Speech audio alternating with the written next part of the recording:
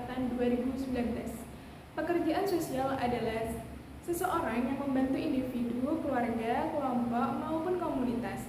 Pekerjaan sosial juga dapat diartikan sebagai seseorang yang memberikan perhatian untuk menemukan penyelesaian masalah pada individu, baik dalam bidang ekonomi, pendidikan, maupun kesehatan. Peran dari perubahan sosial adalah sebagai agen perubahan. Adapun 7 karakteristik pekerjaan sosial. Yang pertama, membantu individu, suatu kelompok atau komunitas agar mempunyai akses sehingga dapat terpecahkan masalahnya. Kedua, pekerjaan sosial memerlukan pemahaman yang utuh mengenai nilai dan norma serta nilai sosialnya dalam menolong dan memahami hubungan dalam masyarakat. Ketiga, berupaya memahami perilaku individu atau kelompok atau komunitas. Pada hal ini, sebagai pekerja sosial, kita harus memiliki pengetahuan agar dapat menguatkan orang yang kita bantu, misalnya dengan memberikan penjelasan dan manfaat kepada orang yang ingin kita bantu. Keempat, membantu orang lain untuk maju dan mandiri dan memenuhi kebutuhannya. Misalnya kita memberikan bantuan berupa gerobak yang nantinya dapat dikembangkan lagi oleh orang yang kita bantu. Kelima, memperbaiki pekerjaan sosial dengan memperbaiki sumber dayanya. Seperti di daerah pariwisata, memberikan dorongan berupa bantuan pengembangan produk yang menjadi ciri khas seperti produk makanan. Keenam, empati. Empati ini adalah hal yang penting dalam melakukan pekerjaan sosial. Karena di sini kita harus memahami perasaan orang lain yang kita bantu. Ketujuh, harus mengetahui sasaran yang ingin dibantu, individu atau kelompok, dan siapa yang ingin kita bantu. Seseorang petani, pecandu narkoba, atau nelayan, ataukah yang lainnya. Mata kuliah pekerjaan sosial sangat bermanfaat bagi mahasiswa karena dapat menambah pengetahuan dan pengalaman tentang bagaimana menemukan penyelesaian masalah pada orang yang kita bantu, menumbuhkan sikap empati pada mahasiswa dan dapat menebarkan kebaikan dan serta mengundang orang lain untuk ikut turut membantu dan peduli dengan sesama. Tujuan melakukan proyek pekerjaan sosial ini adalah membangun rasa empati dan kepedulian sosial terhadap sesama. Selain itu juga sekaligus untuk memenuhi tugas ujian akhir semester mata kuliah pekerjaan sosial. Pada video kali ini saya akan menampilkan pekerjaan sosial yang telah saya lakukan bersama dengan keluarga, saudara, dan teman dekat saya. Semoga dengan adanya video ini dapat menginspirasi dan bermanfaat bagi orang lain. Selamat menyaksikan. Dalam pembuatan video ini, saya dibantu oleh teman saya yang bernama Tarisa. Pada hari Sabtu jam 10 pagi, Tarisa datang ke rumah untuk membantuku dalam pengambilan video nanti. Di sini jarak rumahku dengan jarak rumah Mbak Karsum tak terlalu jauh, bisa dibilang sangat dekat. Dan sekarang kita sudah sampai di rumahnya Mbak Karsum.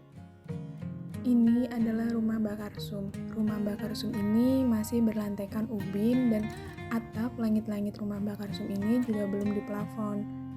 Sesampainya di sana, Mbak Karsum sedang duduk di ruang tamu. Nah, ini dia yang namanya Mbak Karsum. Umurnya 84 tahun dan masih sehat dan juga masih cantik. Alasan aku membantu Mbak Karsum karena ia merupakan tetangga dan termasuk orang terdekat dengan keluargaku. Mbak Karsum ini memiliki 5 orang anak dan keempat anaknya sudah menikah dan 1 anak lelakinya yang belum menikah, yang masih tinggal bersamanya. Jadi, Mbak Karsum ini tinggal berdua dengan anak lelakinya. Anak lelaki Mbak Karsum ini bekerja sebagai penjaga toko mobil. Sekarang kita beralih semasa muda Mbak Karsum. Pada masa muda, Mbak Karsum ini bekerja sebagai yang membantu dalam hajatan. Di dalam bahasa Jawa disebut dengan nyinom. Nyinom diartikan sebagai cara membantu menyumbangkan tenaga kebutuhan hajatan semampunya bagi tetangga untuk urusan memasak dan menyiapkan pesta adat atau jamuan makan pernikahan. Di daerah rumahku, nyinom pada tahun lalu dibayar dengan upah 25.000.